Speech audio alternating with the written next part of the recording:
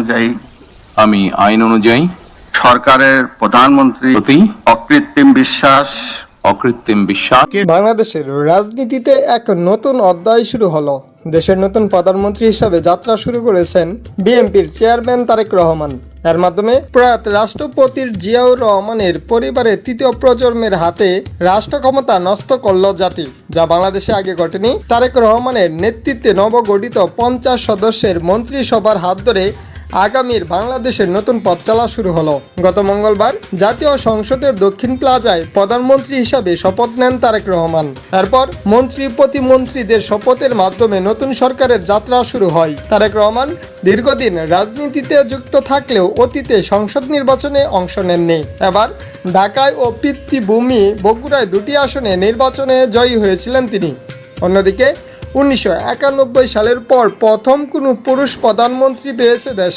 এর আগে বিএনপির প্রয়াত চেয়ারপারসন খালেদা জিয়া এবং আওয়ামী লীগের সভাপতি শেখ হাসিনা প্রায় 3 যুগ দেশের প্রধানমন্ত্রীর দায়িত্ব পালন করেছেন।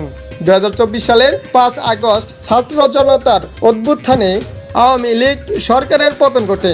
শেখ হাসিনা পালিয়ে যান ভারতে। 1.5 বছরের অন্তর্বর্তী সরকারের শাসনের পর তারেক রহমানের হাত ধরে শুরু হলো নির্বাচিত সরকারের পথ চলা। গত 30 ডিসেম্বর বিএনপির সাবেক চেয়ারপারসন খালেদা জিয়া মারা যান। মায়ের মৃত্যুর পর গত 9 জানুয়ারি তারেক রহমান বিএনপির চেয়ারম্যান হন। অভিষিক্ত হয়ে তার নেতৃত্বে দলের নির্বাচনী প্রচার ও সাংগঠনিক কার্যক্রম পরিচালিত হয়। বিএনপিও তাকে একক নেতা হিসাবে উপস্থাপন করেছেন। নির্বাচনী প্রচারের সময়ই তাকে বাংলাদেশের সম্ভাব্য প্রধানমন্ত্রী হিসাবে উপস্থাপন করে দেশ বিদেশের গণমাধ্যম ও বিএনপির নেতাকর্মীরা। 12 ফেব্রুয়ারি জাতীয় নির্বাচনে তার নেতৃত্বে দলটি সংখ্যাগরিষ্ঠতা পায়। দীর্ঘ 2 দশক পর সরকারে ফিরে বিএনপি। এর আগে গত 25 ডিসেম্বর দীর্ঘ 17 বছরের নির্বাসিত জীবনের ইতি টেনে যুক্তরাজ্যের লন্ডন থেকে দেশের মাটিতে ফিরেন তারেক রহমান। বিপুল মানুষের ভালোবাসায় সিক্ত হন তিনি। 1965 সালের 20 নভেম্বর জন্ম নেন তারেক রহমান।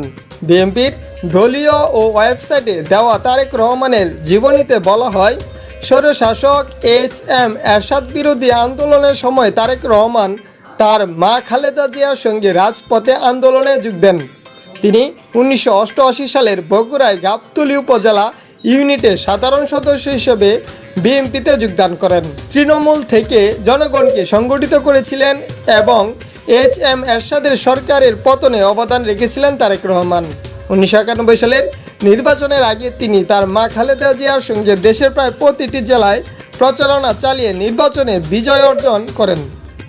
খালেদা জিয়া হন দেশের প্রথম নারী প্রধানমন্ত্রী। 2001 থেকে 2006 সাল পর্যন্ত বিএনপির নেতৃত্বাধীন 4 দলীয় জোট সরকারের সময় তিনি দলকে সংগঠিত করতে ইউনিয়ন পর্যায়ে দলের সম্মেলন করে আলোচনায় আসেন তারেক রহমান। সাংগঠনিক প্রচেষ্টায় স্বীকৃতি হিসেবে 2002 সালে স্থায়ী কমিটি তাকে বিএনপির সিনিয়র যুগ্ম সম্পাদক পদে মনোনীত করেন। বাংলাদেশে 2007 সালে সেনা সমর্থিত তত্ত্বাবধায়ক সরকারের সময়ে দুর্নীতির অভিযোগে আটক হয়েছিলেন তারেক রহমান।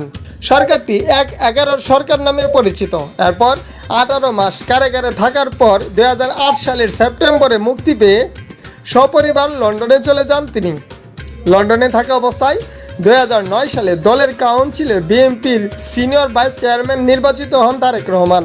এরপর ধীরে ধীরে বিএনপির পুনর্গঠনে যুক্ত হন তিনি। 2018 সালে খালেদা জিয়া কারাগারে বন্দী হন। তখন তারেক রহমান দলের ভারপ্রাপ্ত চেয়ারপারসন মনোনীত হন। খালেদা জিয়ার অবর্তমানে তিনি দলকে শেখ হাসিনার নিপীড়নমূলক শাসনের বিরুদ্ধে এবং ভোটাধিকার অর্জনের আন্দোলনে নেতৃত্ব দেন।